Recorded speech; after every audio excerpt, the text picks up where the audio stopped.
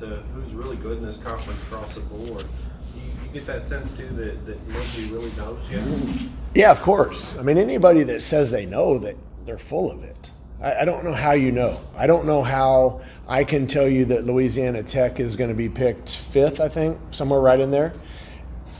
I mean, if they have the Bacho kid eligible, he immediately rises to the top of being the player of the year possibly. So to me, how can you pick them 5th when they have the player of the year? You know, nobody knows. Nobody knows how good Rodney Howard is or Brandon Thompson is in Conference USA. It's just you can't gauge those things. Those guys are transfers from different leagues, and their impact within our league will be different in my mind. When it comes down to the guys that you are able to keep in your roster, from Dante to Christian, how have they been able to maybe help out this team or help out this transition? They're all good players. I like all of them. I mean, when we took the job over, you tried to keep everyone that you felt would be a good teammate, would fit into our culture, fit into our program, and those 4 guys have done that. They've been fantastic since they've been here. Does that mean that they're going to play 30 minutes a game? I can't guarantee that to anybody, but I like all 4 of them, and I think they all should be productive players. When you were building this roster, did you have sort of a mental checklist of what you're looking for, the kind of players that you're bringing in here? Yeah, of course. I mean, I want to have interchangeable parts. We obviously have talked about our defense, we've talked about our offense and how we want to play. So you've got to recruit to the style of play that you want to therefore use, right?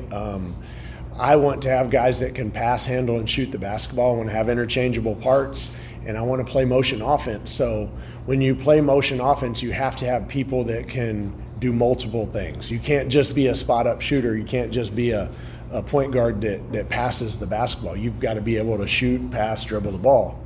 And we built, and we will continue to build each team with that roster makeup in mind. That's not going to change. I mean, I believe in certain things as a coach, and therefore I try to recruit to that. Now, with that being said, do you always get who you want? No. So the part in my mind that separates, good and great coaches is that you get what you have and you figure out how to play with that group, right? And then you mold them into a good team, because it's not always going to be perfect. You're not always going to have the roster that you wanted.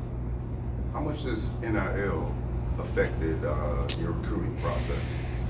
Well, it certainly has. I mean, there's schools across the country that have substantial NIL packages and have, been able to lure players away from us, and they went to other universities. I'll use a young man that played for me at Corpus Christi for an example. We brought him in for a visit. The fact of the matter is that another university offered him 6 figures, and when you can't match it, you can't match it. So the young man, as much as he and I are still friends today, and he played for me and we love each other, man, he made a business decision to go to another university because their NIL package was substantially better. So it affects it every day. One thing that I've kind of noticed, being like a graduate of this school, just athletics in general is all about culture. And one of the things that they wanted to bring into this year was kind of changing that culture of Hilltopper basketball. So how would you describe your culture and what you came in here to bring and kind of change around in the program? Yeah, I mean, like when people talk about changing culture, I wasn't here for the previous culture, so I can only speak to what we're about and how we're going to play and how we're going to do things. And, we're fairly simple in what we do and how we do it. Every day we're going to work really, really hard. We're going to give you our best. We're going to try to make sure that we do not beat ourselves. And then we're going to try and play the game the right way. And what I mean by that is, you've got to share the basketball. When you drive and 2 people converge on you, you pass the ball to the open guy. And then if he drives it again and they converge upon you, you pass it again. So, just incorporating passing, incorporating unselfish play, And then, you know, at the end of the day, if us and Liberty and Middle Tennessee all meet and we're all tied and we all have equal talent, how are we going to beat them? So we've either got to be more selfless, we've got to be tougher, we've got to be a combination of all of those things. And, you know, if we can do that, I think we're going to be fine. How close are you to solidifying your starting five? Not anywhere near it. It changes every day. It changes within practice. It changes in my mind 20 times a day. And until we can find, you know, 5 guys that are going to consistently play the game the right way and play to our standards here at Western and you know, do the right things every single day, I don't know. And the lineup can change. Like, who cares if you start? I don't believe it matters if you start. It matters if you finish. Now, I know those guys over there care, but I could care less. I want to be in at the end of the game when it's time to win. And I have not figured that out yet. But we're going to scrimmage tomorrow, and that will be a good indication, or at least a first step towards figuring that out. This is the second straight job where you really kind of had to rebuild a roster on the fly. What'd you learn from doing that at Corpus Christi that worked well and maybe something that didn't work so well? I learned that, number one, you have to do your research, and you have to dig. So you got to continue to dig because, you know, we may have a transfer on the roster who transferred and averaged 3 points and 4 rebounds. Well, that doesn't mean that he's a 3-point and 4 rebound guy at Western. You know what I mean? So you've got to go back to watch high school tape. You've got to go back to watch, you know, tape as a freshman and a sophomore, and just, do they fit your program? Do they fit your style of play? Do they fit your culture? And then make sure that they're good people. Because at the end of the day, when you're taking transfers, sometimes they leave for a reason, and people don't tell you the truth all the time, unfortunately. So you just got to continue to dig and figure out, are they the right person? Because ultimately, if they have the talent and they're a good person, they're going to allow you to coach them. And they're gonna buy into what you're saying. They're gonna buy into the team concept, and you can't get away from that. And then things that I learned that you shouldn't do. Man, I'd tell you, just don't believe everything you hear. People lie all the time. Even coaches lie to one another. It's unfortunate, but it's the truth. Or they just don't tell you the whole truth. So you have to do your research, and you have to continue to dig and figure out the entire scope of why that person is leaving. Talk a lot about team and finding that right fit in that answer. How do you feel so far the fit is happening right now for this team? Yeah, these guys have been good. They're good people. They like one another. Do we have our moments where we're selfish? Sure. But you're also going to find that when you have talent and you have scorers or you have good players, they're just wired differently. They're wired to think, hey, I can take on 3 guys and still go score. And sometimes they can, but that's not necessarily going to, be the best way for us to win a title. So, but they've tried. Some days they've tried harder than others, but they've tried. We're moving the right direction. What can you say about the early part of your schedule and getting your guys up to speed? I tried to balance it as best as I could. Obviously we had to finish up some contracts, and I've touched upon this several times before. We had to finish out some contracts that were part of the previous staff.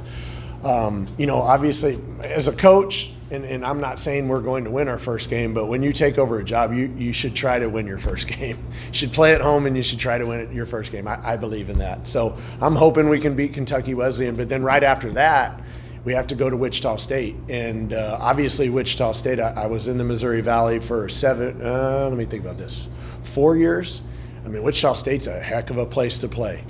Yeah, tough place to play. Paul Mills is a really good basketball coach. And I think we'll have our hands cut out for it. So instead of playing exhibitions, we're having scrimmages this weekend and next weekend, because I feel like those opponents will prepare us more for that second game. But I always try to also balance your schedule in terms of, you don't want to go too many games on the road where you have to think worst case scenario. Okay, man, if we go to Buffalo and Wright State, man, those are 2 hard road games. Well, you better come back and hopefully you have someone that you have a chance to beat while you're at home. So I really try to balance it. With that being said, our schedule's not perfectly balanced. But you get dealt the hand that you get dealt, you got to deal with it. You don't complain and you don't bitch about it. You got to still go play. You know, Coach, we got our first glimpse of Rodney, or the public did, at the Barron County 50-year anniversary scrimmage. You know, we take what we can get at this point, and you know, some of the guys were feeding into him. Do you notice that he's becoming a big part of the offense during practice and scrimmages? Well, as I've said before, I mean, the best shot in college basketball is a layup and a dunk, and the second one is a step-in 3. We're going to throw the basketball inside as much as we can as long as we'll be effective. Rodney was fantastic in the Barron County scrimmage on offense. The flip side of that, though, is I don't think our defense was very good, but you know, that's something obviously that we can work on. I've said it before, I think Rodney could be a good player in this league, and the way that we play and the way that we'll throw the ball inside, Rodney, Falou, Baba, BJ, those guys can be impact players in this league. We've just got to make sure that we get them in the right positions to be successful. Just jumping back to the schedule, I wanted to ask you about the multi in Montreal. Was that something to where you had a lot of options, or was it kind of narrowed because of the time frame you were in to choose that? Yeah, we were limited on options because of the non-conference schedule, number one. But that tournament did not turn out the way that we expected. It went from an 8-team tournament to a 6-team tournament in August. And that does not happen very often. But again, you know, that's who we're going to play. I think we're playing 2 of the best 3 teams in the tournament. And I know that fans may, you know, be frustrated that you're not in there playing Purdue and SMU and all that, you know, in the Cayman Islands or wherever the heck y'all beat us when I was at Purdue. I know that may be the, you know, they may be disgruntled about that, but it was a good tournament. It went down to 6 teams, and we're playing 2 of the best 3 teams in the tournament. So we have nothing to, you know, complain about, I guess. We're gonna the schedule is competitive. While the names may not jump off the page at you, Wright State's going to be picked to win their league. Asheville's going to be picked to win their league. You know, Wichita State will be a good team. I don't feel the need to apologize for our schedule, to be quite honest with you. What do you think is the identity of this team defensively, and how many guys can you describe as being dogs? Oh man, we need to bring him over to practice. The identity of our defensive basketball team is we got a ways to go there.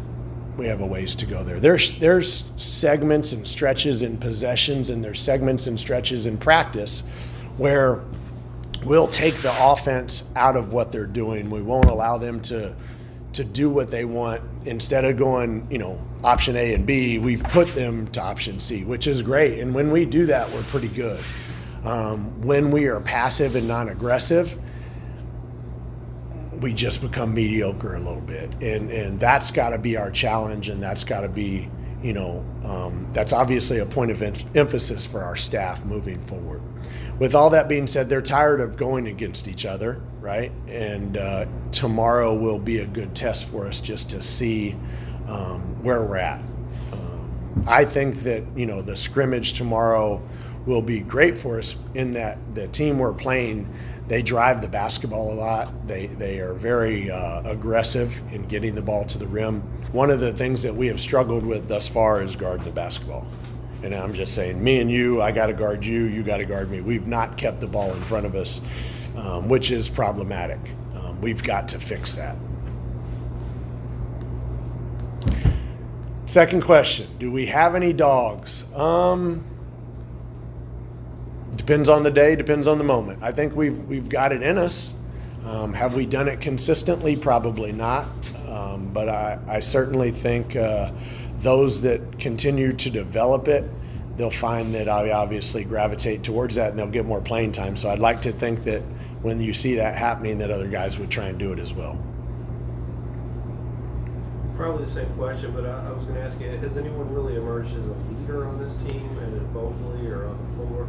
You know, I wish I had a good answer for you there. Probably the same answer. Yeah. You know, I think at times we have leadership from, you know, different people in different spots, but it's not been consistent thus far.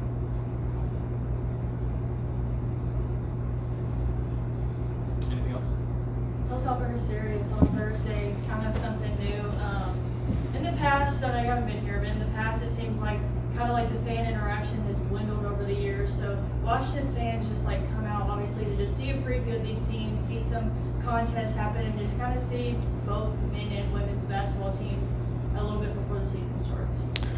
Well, I mean, I don't know anything big going on Thursday night, so there can't be a whole lot better to do, right, in Bowling Green. I'd say that first and foremost, and I don't mean that as a slight to anybody. I just think, hey, it's Thursday night. You have a chance to bring your family, especially your kids, to see Division I athletes. And when they come to see those Division I athletes, they then hopefully begin to want to emulate them. Well, there's nothing wrong with wanting to emulate being a Division I athlete, right? And it's not going to cost you anything. So I would go at it from that angle. And then on top of that, I mean, these young people, they work their tails off. They deserve your support. And they're good people and they're good players. And then it's going to be fun on top of it. I mean, it's not going to be me ranting and raving down the sidelines. It's going to be a three-point contest, a dunk contest, a skills challenge, and some fan interaction stuff. So it should be a fun night. You know, I don't think there's anything going on the 29th in town. So in case I'm wrong, I would like to think that we'd have a lot of people out there. No exhibitions on the schedule this year. What was the thinking there? Same thing, scrimmages, right? We got to play Wichita State game number 2. A lot of times with exhibitions, you don't get I don't want to say a quality opponent, but you don't get a really tough game, right? And so I wanted to make sure that we're prepared when we start with Kentucky Wesleyan on the 6th and when we go the 9th to Wichita State. We don't have time we don't have 3 games where, you know, we can kind of wade into this. We've got to jump off the diving board and be ready to roll. So I felt like the scrimmages would prepare us more for that. Yeah, who's the first scrimmage against? I'm not allowed to tell you. Secret scrimmage, remember? You know, in this state, the basketball area gets taken up a lot with a couple of teams, with Louisville and UK. How will you put Western in the discussion for being one of the top teams in the state and across the country? Well, I don't think I will put us in the conversation for that. Those guys will put us in the conversation for that, right? You get in those conversations by being one of the top teams in the country, by playing the right way, by doing the right things, by winning games, and having the fans enjoy the way you play, appreciate the way you play. So, you know, my job obviously is to recruit good people and get them corralled and get them going the right direction on the floor. But ultimately, it comes down to them. They're the ones that have to execute. They're the ones that have to win the games. And that's what I've said over and over. I think people are going to enjoy watching this team play. Do we win 28 games or do we win 18 games or do we win 8 games? I can't answer that one. But I think that people will enjoy watching them play because we're going to have a post presence. We're going to have guys that can shoot the basketball, and then we're going to have guys that can drive. And as we continue to evolve into a team, I think the people across the country will enjoy our style of play. I believe that in my heart. The rest will take care of itself. It's not my job to figure out how to upend UK or Louisville. I got to worry about Western. That's my job. Any other questions? All right. All righty. We're going to have Dante was not able to join us today, but we do have And we Christian, Rodney, scrimmage and Brennan. SIU Edwardsville and SIU Carbondale. Okay.